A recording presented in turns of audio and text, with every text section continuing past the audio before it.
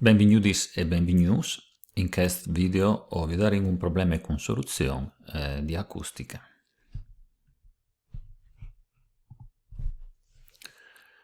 In tante una partita di ballon, il falsi vilà dall'arbitri al in tu di due spettatori che sono in pons opposti dal chiam di gioco.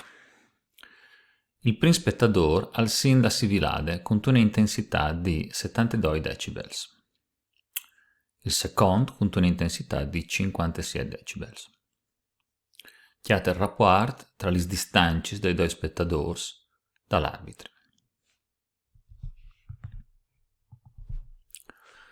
O possiamo rappresentare la situazione che è descritta da questi problemi con questo disegno, che chi ovven il spettatore A, chi ovven il spettatore B, e questo è l'arbitro, o notarin Q di A la distanza tra l'arbitri e il spettatore A e con dB la distanza tra l'arbitri e il spettatore B.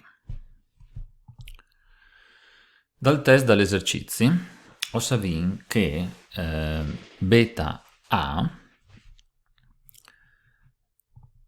qual è il livello di intensità acustica sentito da spettatore A, al val 72 decibels. E ho saputo anche che beta B, qual è il livello di intensità acustica sentito di B, al val 57 decibels. In più delle teorie, ho conosciuto la relazione, la funzione che emette in corrispondenza beta, che è il livello di intensità acustica, con I, che è invece le intensità acustiche.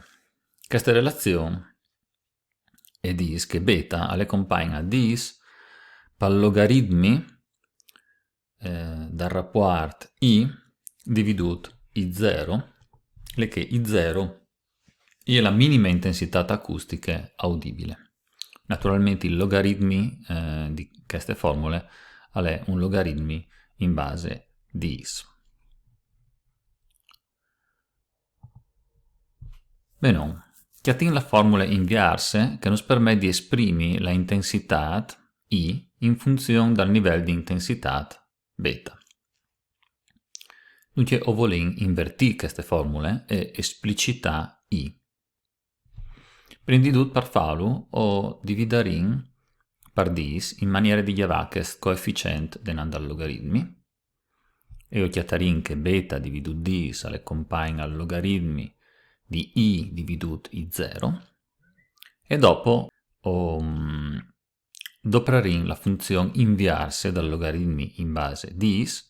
La funzione inviarsi dal logaritmo in base dis è l'esponenziale in base dis.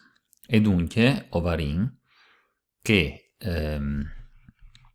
dis è beta dividuto dis, oven applicare l'esponenziale a queste parti delle nostre eguaglianze, accompagna al rapporto I dividuto I0, perché applicando l'esponenziale a queste parti delle nostre eguaglianze, ovin che l'esponenziale e i logaritmi, che sono funzioni inversis, e danno come risultato l'argomento del logaritmi, dunque I dividuto I0. A questo punto possiamo isolare I moltiplicando tutto per I0 e dunque chiameremo che I è I0 per dis a beta dividuto dis. Questa è la formula inversa delle formule di partinze, le coven esplicitate I invece che beta.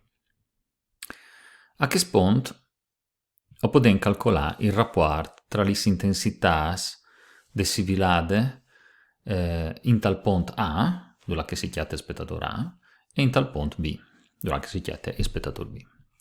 Questo rapporto, che ho chiamato IA dividuto IB, là che queste è l'intensità in tal punto A e questa è l'intensità in tal punto B, sarà esprimibile con la formula che viene chiamata prima. Dunque, IA sarà I0 che moltiplica dis per beta A dividuto dis. E IB sarà I0 per dis elevato a beta B dividuto dis. Naturalmente I0 si può semplificare e dunque podem in questo quoziente, ma in questo quoziente podem doprare le proprietà des potencis e dunque questo quoziente può essere scritto come dis dut elevato a questo esponente, che sarà beta A dividuto dis mancul beta B dividuto dis, ma naturalmente una maniera più semplice di scrivere tutto questo è dis elevata a beta A mancul beta B tot dividuto dis. Di che altre bande ho savin, sempre le teorie, che l'intensità sonore è compagne a P dividuto 4πy per D al quadrato, dove che P è la potenza di emissione del segnale acustico, D è la distanza lì con a misurare la intensità sonore I. Dopo queste formule, podem di nuovo calcolare il rapporto fra le intensità decidilate dall'arbitri in tai due punti considerati, in tal punto A e in tal punto B.